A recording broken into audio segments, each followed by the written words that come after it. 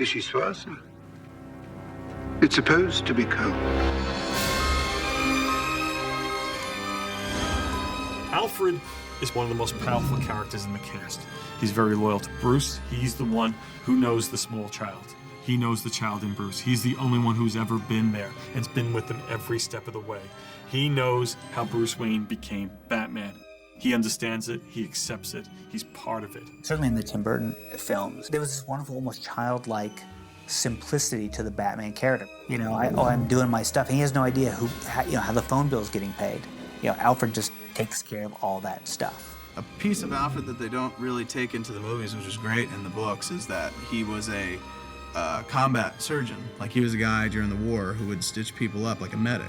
So when Batman comes back after a night of getting the crap knocked out of him, Alfred puts him back together again, and you don't really get that in the movies too much. I was in a play in New York, and it was called Breaking the Code, and I won an award for it. And as I was getting the award, apparently Tim saw this, and he said, "I know that man. You'd believe anything he said. We'll have him."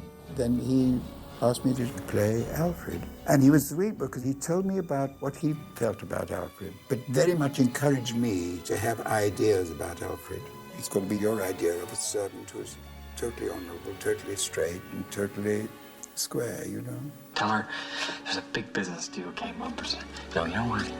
Tell her, let her know that not in some kind of dumb, be my girlfriend kind of way. I will relay the message. Great. Alfred is largely a figment of my imagination, except, of course, that I have based him on a real person. The real person that I know is a butler, so he's always been able to look after himself. He's always been able to sew on buttons, do little bits of ironing, and he does the cooking. So he's a perfect kind of gentleman's gentleman, although he looks after a lady. So that's my main source. And the other source I have is the butler in the house where we did some location work. I followed him around, and he gave me all the details. Don't show any cuffs. If you're waiting at table, no one wants to see your dirty cuffs. Don't show a handkerchief here. The one's showing now, but that's an accident. It jumped up of its own accord. It shouldn't be there. And those sort of things, you know, I got from him. So those are the two people who I based Alfred on. Mr. Wayne, a reminder, tonight is that loathsome party hosted by the odious Mr. Shrek.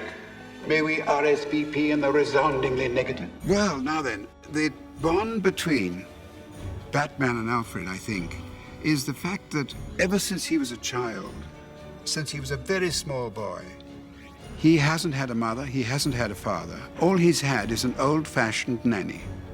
And I play an old-fashioned nanny who tries to bring him up like a little gentleman. In a way, I think this suits my character. Alfred suits my character. He is a nanny. He doesn't stand for any rubbish, but at the same time, he's there to look after and take care of his ward, you know?